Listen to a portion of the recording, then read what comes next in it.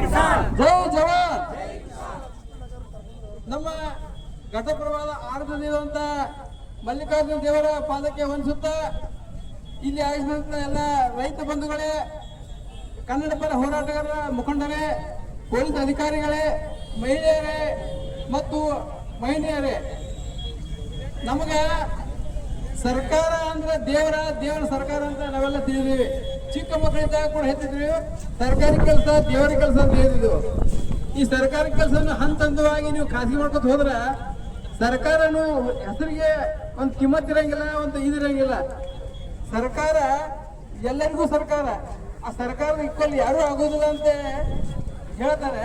ಅದನ್ನ ತಗೊಂಡು ನೀವೆಲ್ಲ ಪ್ರೈವೇಟ್ ಮಾಡಿಬಿಟ್ರು ಅಂದ್ರೆ ಈ ಸರ್ಕಾರ ನಡೆಸೋರಿಗೆ ಕಿಮ್ಮತ್ ಇರಂಗಿಲ್ಲ, ಸರ್ಕಾರ ಆ ಆಯುಷ್ಯನು ಬಾಳ ಇರೋದಿಲ್ಲ ಅಂತ ಹೇಳ್ಬೋದು. ಅದಕ್ಕಾಗಿ ಈ ನಮ್ಮ ವಿದ್ಯುತ್ ಇಲಾಖೆ ಇರ್ಬೋದು ಅಥವಾ ಯಾವುದೇ ಇಲಾಖೆ ಇರ್ಬೋದು, ಅದನ್ನ ಖಾಸಗೀಕರಣ ಮಾಡಿದರೆ ನೀವು ಸರ್ಕಾರ ನಡೆಸಲು ಅಶಕ್ತ ಇದ್ರಿ, ಅಸಮರ್ಥ ಇದ್ರಿ ಅಂತ ನಮ್ಮ ರೈತ ಸಂಘಟನೆ ಪರವಾಗಿ, ದಲಿತ ಸಂಘಟನೆ ಪರವಾಗಿ, ಕನ್ನಡ ಸಂಘಟನೆ ಪರವಾಗಿ ನಾವು ಹೇಳಬೇಕಾಗ್ತದ. ಸರ್ಕಾರವನ್ನು ಒಂದು ಇಲಾಖೆ ನಡೆಸಲು ನೀವು ಅಸಮರ್ಥ ಅದರ, ನೀವು ಯಾಕೆ ಸರ್ಕಾರ ಇರಬೇಕು ಅಂತ ಕ್ವಶನ್ ನಾವು ಕೇಳಬೇಕಾಗ್ತದ. ಅದಕ್ಕಾಗಿ ದಯವಿಟ್ಟು ರೈತರ ಮನವಿಗೆ ಸ್ಪಂದಿಸಿ ಈ ವಿದ್ಯುತ್ ಇಲಾಖೆ ಇರ್ಬೋದು ಮತ್ತೆ ಯಾವುದೇ ಇಲಾಖೆ ಇರ್ಬೋದು ಖಾಸಗೀಕರಣ ಮಾಡಿದ್ರೆ ಆ ಸರ್ಕಾರ ನಡೆಸುವಂತ ಕೆಲಸ ಮಾಡಿ ರೈತರಿಗೆ ಅನುಕೂಲ ಮಾಡಿಕೊಡಬೇಕು.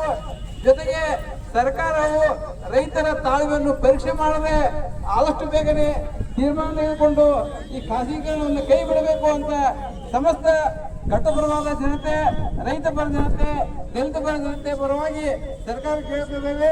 ಅದಕ್ಕೆ ದಯವಿಟ್ಟು ತಾವು ಈ ನಿರ್ಧಾರ ಕೈ ಬಿಡಬೇಕು ಅಂತ ಮತ್ತೊಮ್ಮೆ ಹೇಳ್ತೇವೆ. ಜೈ ಜವಾನ್, ಜೋರು ಓದಬೇಕ್ರಿ.